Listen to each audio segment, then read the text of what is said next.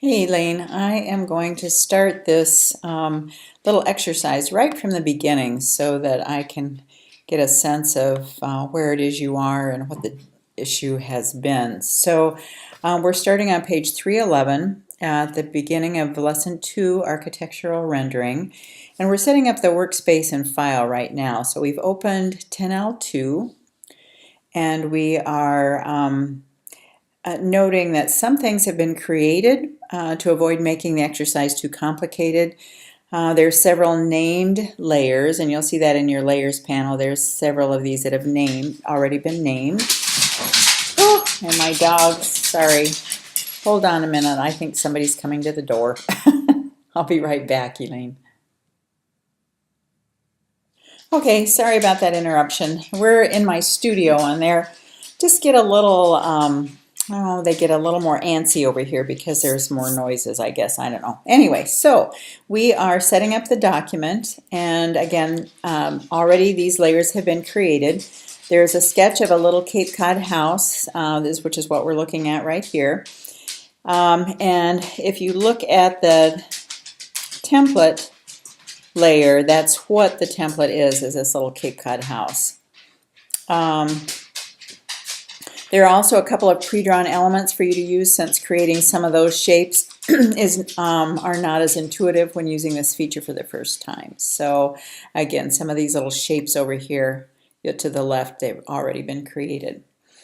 Now we're going to click and hold the perspective grid tool in the tools panel. So we're going to go over to the tools panel and we're going to look for the perspective grid tool, which is right here. Shift+P is the quick key access.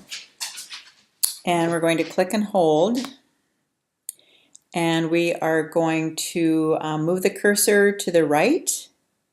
And we're going to click on the right little arrow here. And of course, I need to do that again. There it is, right here is the panel that we've just taken from the main tool box. So that panel is floating free. And we'll be using these two tools so much in this exercise, having them readily available will save time. I'm going to put them right over here. I'm going to move this toolbox down so we can see this. This is also critical in using this particular tool. All right, now the grid has already been adjusted to work with the scan, which you'll see when you've clicked on that tool that it did pop up and it's already been adjusted. And to see how it works, you're going to study figure 1019 in your textbook. That's on page, let's see, what page is that on? It's right in front of page 311, just the whole slide out, or that's not a slide out, but the whole illustration shows you what each of these little points will manipulate and the purpose of them. And you can click and drag and play with those. I'm not going to take the time to do that right now. Okay, so if you do choose to click and drag these around and play with them some, you can go to File and Revert, and evidently they have saved an initial file that will revert back to that particular saved file. And there it is.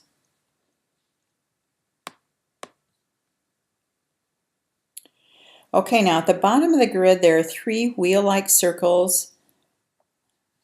Sure there are. Let me click on that and make sure there are there.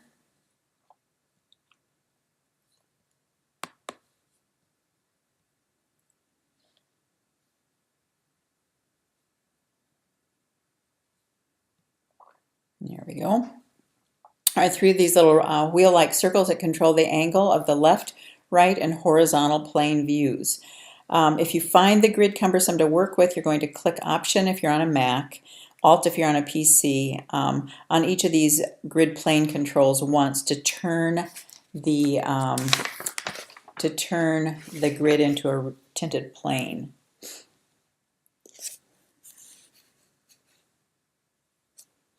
So let me show you how to do that.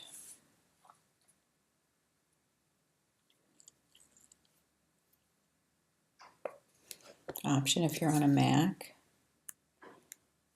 and then click, and then that will make that particular angle colored that you're working on.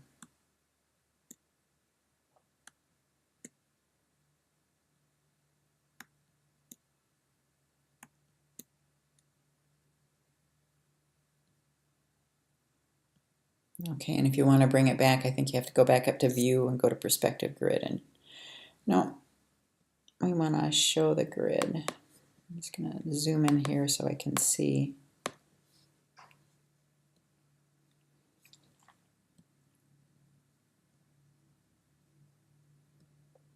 I'm just going to do a Command Z. I guess that seems to be the easiest way to get back to where it was previously before I changed the look of the grid.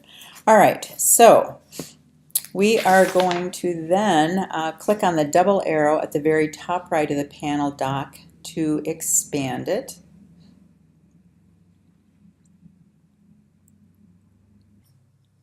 And again, that's over here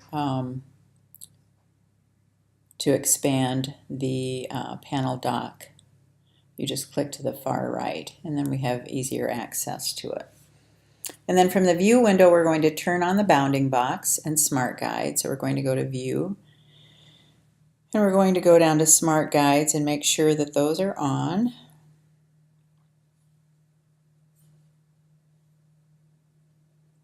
And we are going to also turn on the bounding box.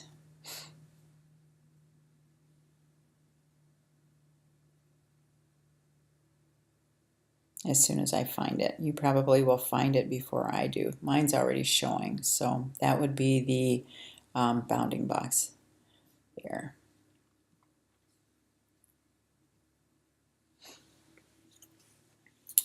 And then we want to turn off the perspective grid snap to grid. So again, we're going to go under View, go down to perspective grid. And we are going to make sure that snap to grid is not checked. All right, now we are going to zoom out a bit so I can see what we're doing. We're going to select the target icon in the walls layer. So we're going to go down to the layers panel and target the walls. And then we're going to click on the left side of the plane switching widget.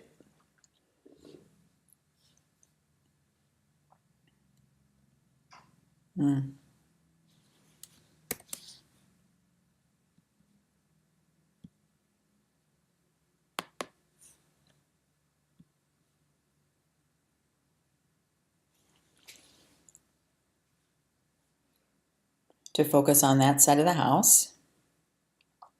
And I had to get the selection tool, the perspective grid selection tool, to actually go back and switch to that left grid. And then with the rectangle tool, we're going to click and drag a rectangle over the front of the house. See figure 1024.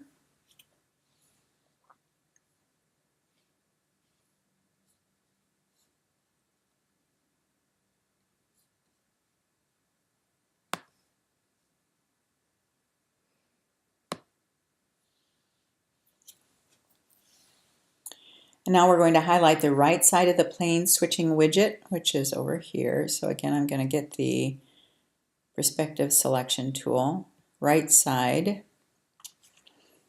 And we're going to unlock the parts layer.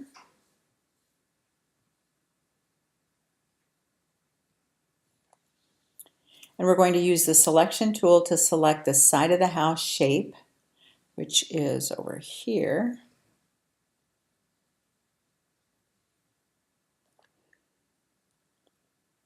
And that's the rectangle with a point at the top, which is this one.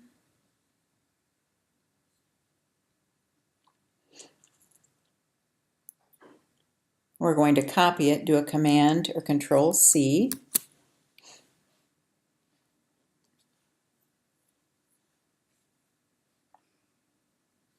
And then we're going to lock the parts layer. And we're going to highlight the walls layer again. And we're going to paste the wall here. So I'm gonna scoot this over a little bit.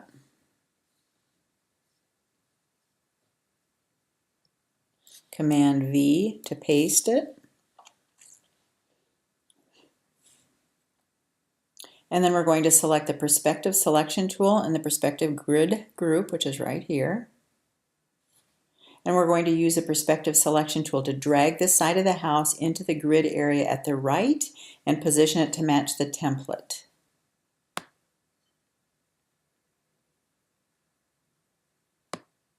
And how cool is that?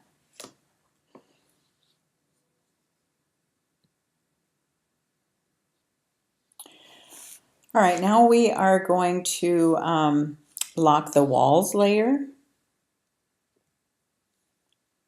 And we're going to highlight the roof layer.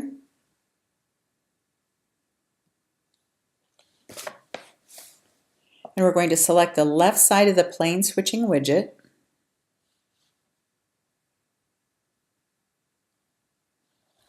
And we're going to use the rectangle tool to click and drag a rectangle above the wall.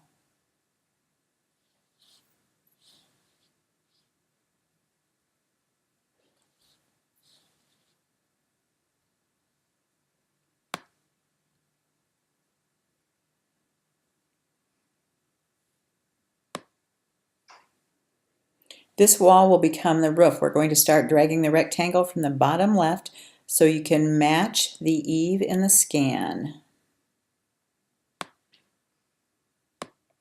Sorry about that, that's not. I get the Perspective Selection tool.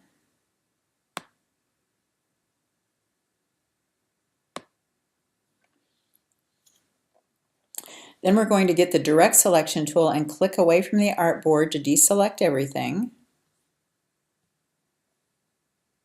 Then we're going to click on the top edge of the roof rectangle and drag it to the right to match the angle of the roof in the template.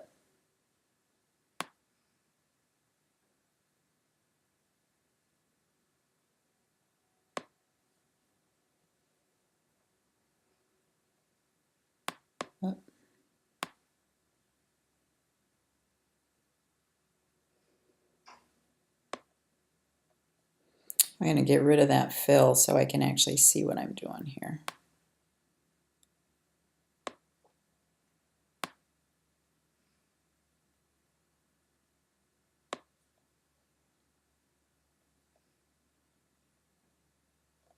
Okay. And I'm going to select it again. And I'm going to put that white fill back in it.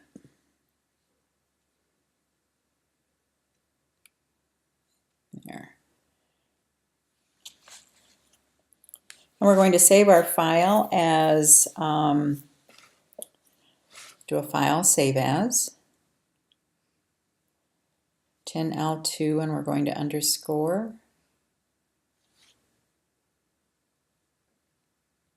your name.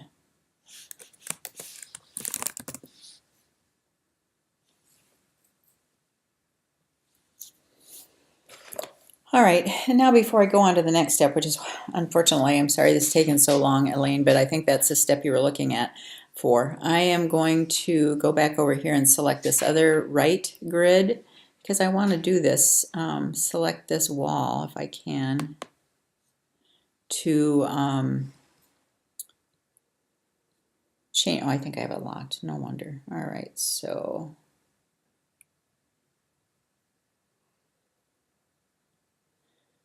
I want to select this wall with the Direct Selection tool because it looks like I just need to pull this up a little bit and over.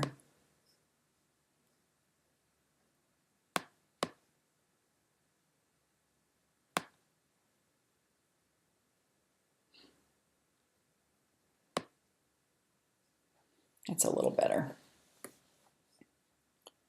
Okay, and then do a Command or Control S to save your work. Now we're going to highlight the Windows layer. I should lock that again. We're going to go over to our Layers panel and highlight the windows. And at this point, the left side should be highlighted in the plane switching widget, so I have the wrong side selected. So I need to go back here and select the left side in the plane switching widget. That's a mouthful, isn't it? And then we are going to bring the symbols panel to the front of its group in the dock.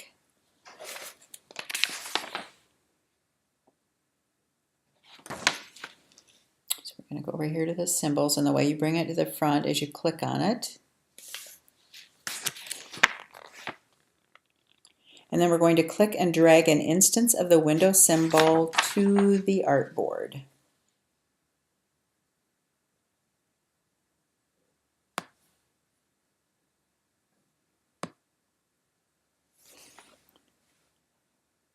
Now we're going to use the perspective selection tool to drag the window to the far left.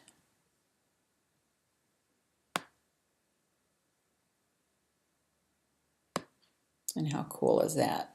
All right, I think that's what you were looking for, Elena. I can go further and finish this out if you like, or if you need additional demos in another area, just let me know. Thank you, and I will get this right to you.